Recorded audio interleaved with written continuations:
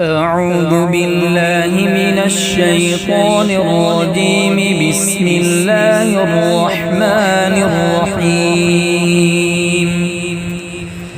والعاديات ضبحا فالموريات قدحا فالمغيرات صبحا فأثرن به نقعا فوسطن به جمعا إن الإنسان لربه لكنود وإنه على ذلك لشهيد وإنه لحب الخير لشديد